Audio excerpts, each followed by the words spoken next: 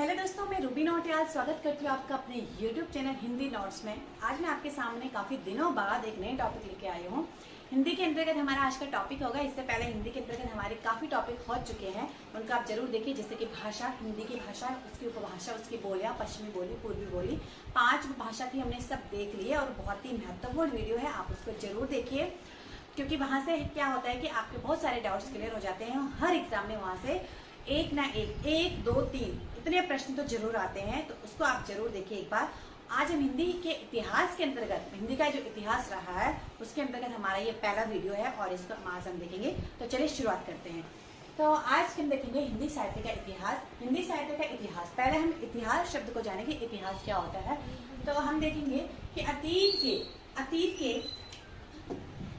अतीत के किसी भी तथ्य, तत्व, प्रवृत्ति का वर्णन, विवरण, विवेचन व विश्लेषण जो काल विशेष या कालक्रम की दृष्टि से किया गया हो।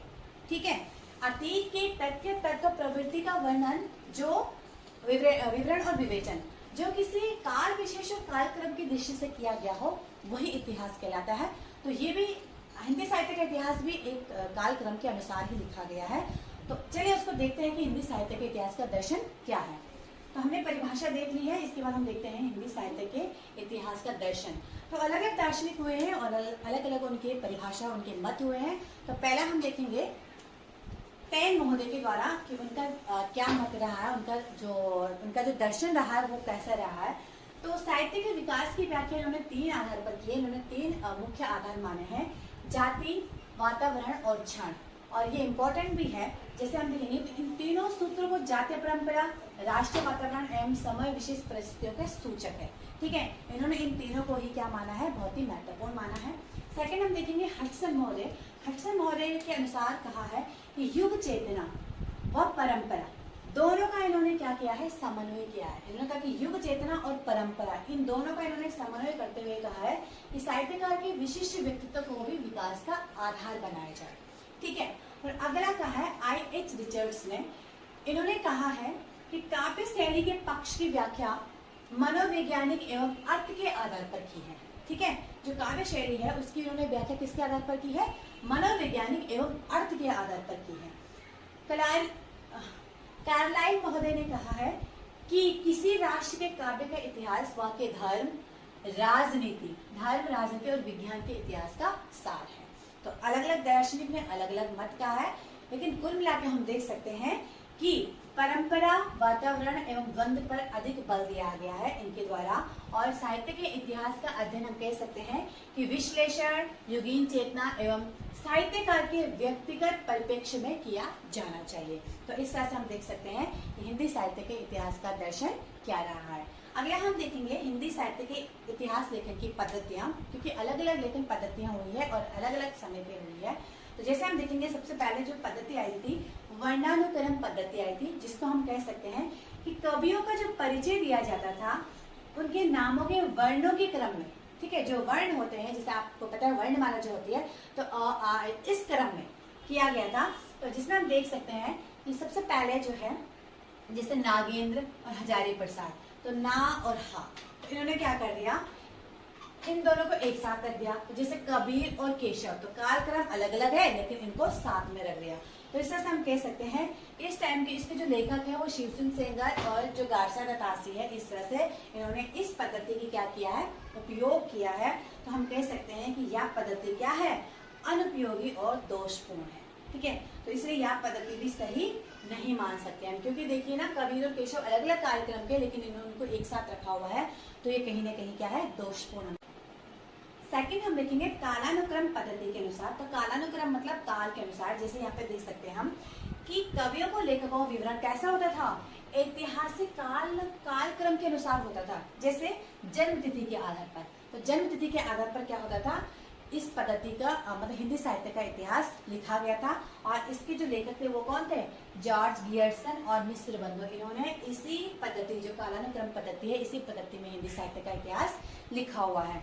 अगर हम देखेंगे वैज्ञानिक पद्धति, तो वैज्ञानिक पद्धति जो है यह भी दोषपूर्ण पद्धति है। जैसे हम देख सकते हैं इसमें, इस पद्धति में इतिहास लेखन पूर्णतः तटस्थ रहकर किस पर, सिर्फ तथ्यों का ही संकलन करते थे। ठीक है, और उनको क्रमबद्ध एवं व्यवस्थित करके प्रस्तुत करते थे। मतलब सिर्फ तथ्य लिया और उनको क्या करा, क्रमबद्ध किया और व्यवस्थित किया। तो ये दोषपूर्ण क्यों है? क्योंकि लेखन तथ्यों की ही नहीं बल्कि व्याख्या और विश्लेषण की भी मांग करता है। हमें तथ्य के साथ साथ क्या चाहिए, उसकी व्याख्या और विश्लेषण भी चाहिए। इसीलिए ये क्या है, दोषपूर्ण है। इसमें केवल क्या हुआ, तथ्यों का ही संकलन हुआ और उसको व्यवस्थित किया गया। अगला है, और विश्लेषण भी अनिवार्य है, ठीक है।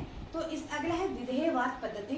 तो यह पद्धति महत्वपूर्ण है क्योंकि इस पद्धति के पहले तो इस पद्धति के जन्मदाता कौन है, तैन महोदय है। तैन महोदय वही है जिन्होंने ये वाली परिभाषा दी है कि जाति, वातावरण और क्षण, ये क्या इन्होंने 3 मुख्य आधार माना है। तो इनको ही विधेयवाद पद्धति का जन्मदाता माना जाता है। पद्धति को 3 शब्दों में बांटा है, जैसे जाति, वातावरण और क्षण, जैसे कि मैंने ऊपर भी आपको बताया था।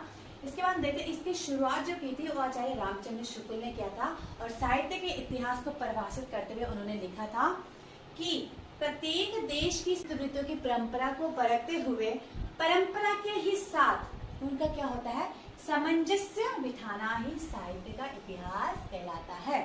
तो इस तरह से हम कह सकते हैं कि विधेयवाद पद्धति एक बहुत ही महत्वपूर्ण पद्धति है जिसके जन्मदाता तैन महोदय है और इन्होंने इस पे 3 शब्दों को मुख्य माना हुआ है, जाति, वातावरण और क्षण। तो इसी का प्रयोग किसने किया है, आचार्य रामचंद्र शुक्ल ने किया है। और आचार्य रामचंद्र शुक्ल हिंदी साहित्य के इतिहास को परिभाषित करते हुए लिखते हैं कि प्रत्येक देश का साहित्य वहाँ की जनता की चित्त वृत्ति को संचित करके आदि से अंत तक इन्हीं चित्तवृत्तियों को परंपरा को परखते हुए परंपरा के साथ क्या किया जाना चाहिए, सामंजस्य बिठाना ही क्या कहलाता है, हिंदी साहित्य का इतिहास कहलाता है। तो इस तरह से हम देख सकते हैं कि हिंदी साहित्य का इतिहास की परिभाषा, इतिहास की परिभाषा क्या है और हिंदी साहित्य के अंतर्गत जो दार्शनिक हुए थे, कौन कौन हुए थे, क्या क्या उन्होंने आधार माना था। और हमने देखा था हिंदी साहित्य के अंदर कौन कौन से पद्धतियाँ आई थी और किन पद्धति के आधार पर हिंदी साहित्य का इतिहास लिखा गया था। और जो सबसे महत्वपूर्ण पद्धति कौन सी थी, विधेयवाद पद्धति थी, जिसका प्रयोग आचार्य रामचंद्र शुक्ल ने भी किया था। ऊपर की जो पद्धति थी इन्होंने भी लिखा हिंदी साहित्य का इतिहास, लेकिन ये पद्धति जो इन्होंने अपनाई थी वो पद्धति क्या है, पूर्णतः दोषपूर्ण रही है। तो आज की इस वीडियो में हम इसी को देखेंगे। नेक्स्ट वीडियो हम हिंदी साहित्य के अंतर्गत आगे का क्रम जारी रखेंगे।